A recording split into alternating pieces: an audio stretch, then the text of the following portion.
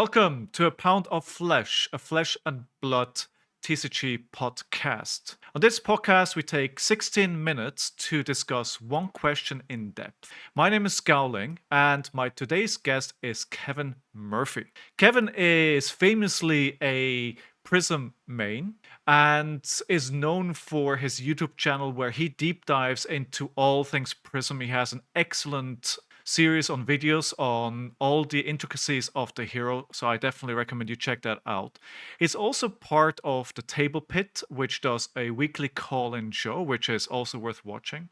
And just on the competitive side, he topped 8 at the Pro Tour in London not too long ago, and also recently won the Battle Harden in Memphis. So with all that being said, Kevin, welcome to the pod. How are you doing today? I'm good. Thank you for having me. Thank you very much for joining me today.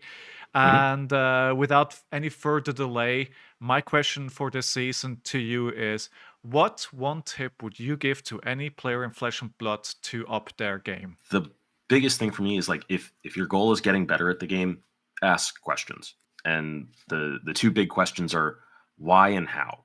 And why is this card played? Why do you play this here? Why do you do this over this? Why do you bring this deck over this deck? And it's just ask questions. Ask why. Ask because you're going to start. If your goal is to get better, you need the information. You need the knowledge to start getting better, and you're going to need to ask questions, and some of those questions are going to seem obvious to other people, and some of them will seem obvious to you in hindsight, and some of those questions you will probably know the answer to already, but you're going to ask just to make sure because you want to make sure you're not missing something. And then once you've asked why, then you need to ask how. And it's how do I win the game? How do I win this game? When I sit down and I find out what hero my opponent is playing, it's how do I win this game? And then every turn, it's still how do I win this game? What is the line that I take that lets me win this game? And you're going to use the way you answer that is because your ability to answer that question is dependent on how often you've asked why, because you need the information. You need to ask why enough to get enough information so that you can answer how. And it's just ask questions.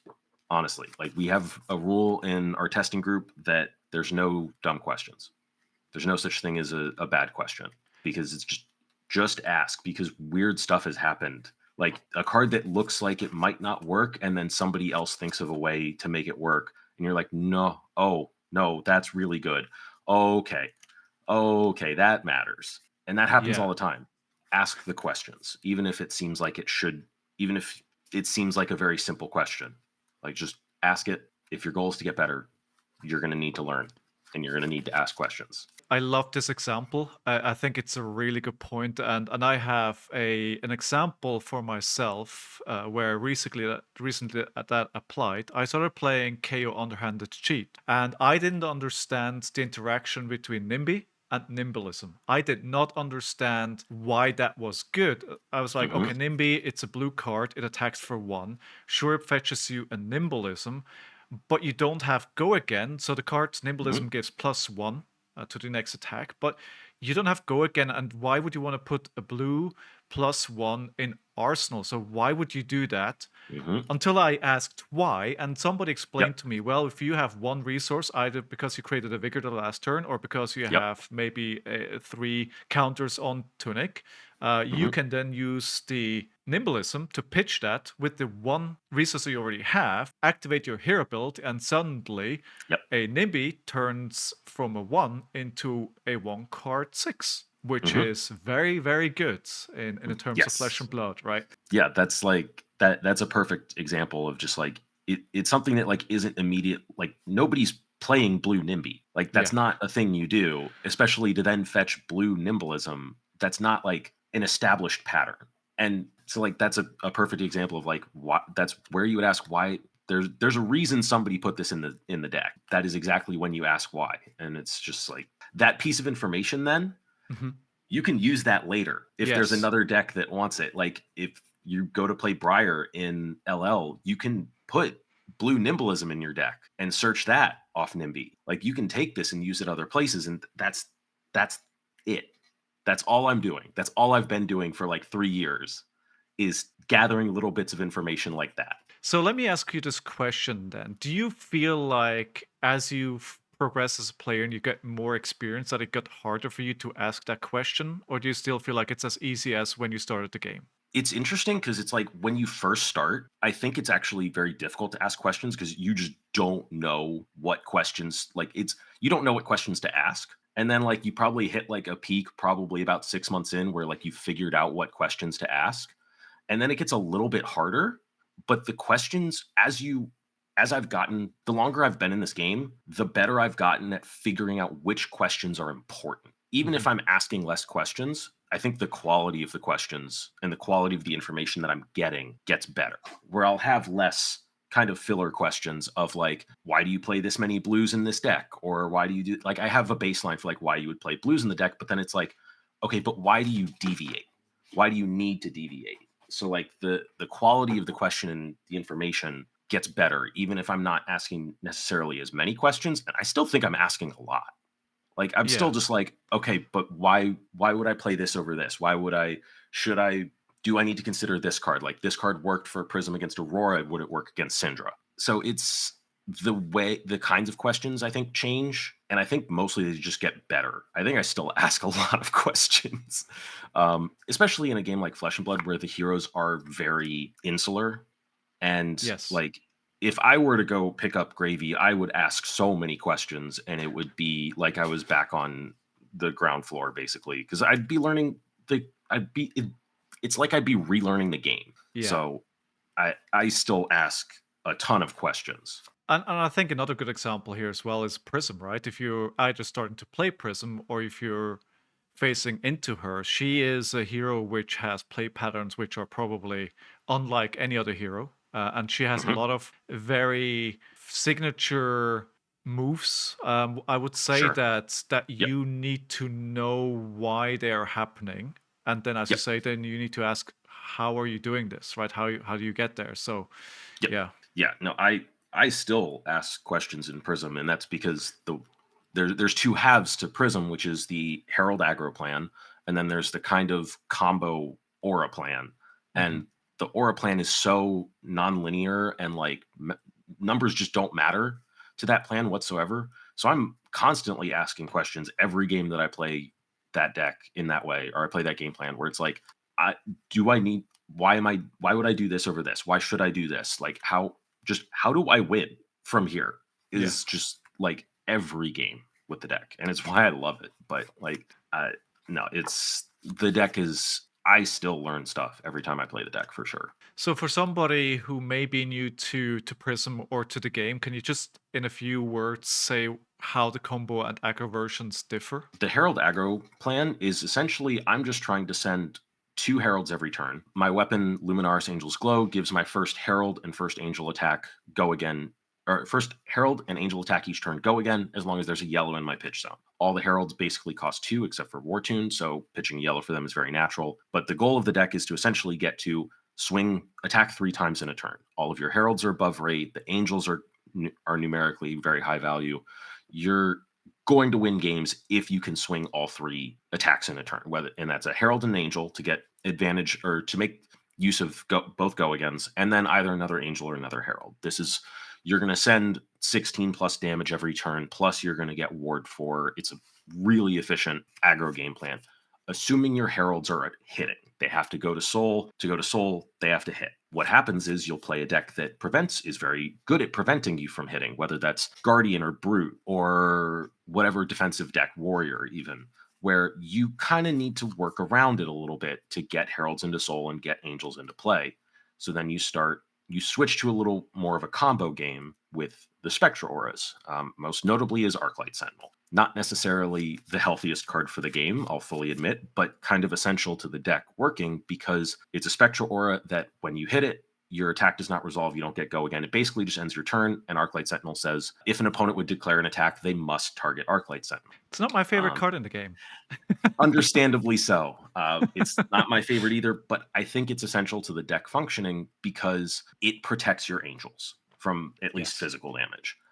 You can play an Arclight Sentinel and have an angel on board, and they can't attack your angel, which means your angel gets to live another turn, which means it gets to attack again. In the case of Shreya Archangel Veridition, it gets to draw 2 cards again, which then you get to develop auras like Genesis that put cards into soul, turn on Vestige, give you resources. Then you can develop stuff like Merciful Retribution. So when heralds are hit, they go to soul, or when they get popped, they go to soul, which is essential for the Guardian matchup. And you just get to build this board state that Mhm. lets the heralds do their job. And as soon as you start getting to attack 3 times in a turn again, you actually get to turn the game around. And this ends up being a bit of a combo game plan of like, you get Arclight Sentinel down plus an angel plus another aura, and you piece those together, and then you keep adding pieces on top of it over the next couple turns, and eventually you overwhelm your opponent. And Yes. part of this is yes, part of this is essentially fixing the heralds and making sure they are Yeah. still threats when you send them. But that was born out of, how do I win Yeah. when my opponent has 40 poppers? How Yeah. do I win the game? And it's, well, okay, Arclight Sentinel gets to sit in front of the angels and protect it, and I can use Halo of Illumination to fetch one of my angels on demand. So I can just set up Shariah plus Arclight Sentinel. Okay, well then what else do I need to piece with it? Mhm. And it's, why would I play Empyrean Rapture versus Vestige of Soul? And all those questions start coming together. And I was not the one who came up with it, but I have spent a lot of time playing it and I really enjoy Yeah.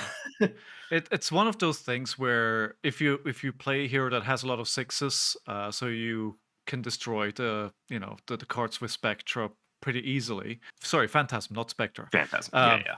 Phantasm. You have to be really careful because you feel like everything is going well, but it takes only one turn where you didn't think Yep. about properly what you're doing, and it can get out of hand really, really quickly. And then you suddenly, even though you're supposedly super Yep. favored, suddenly you lose the game. You're like, what just happened? Right? It only takes Yep. one turn. There's a twin to how do I win the game?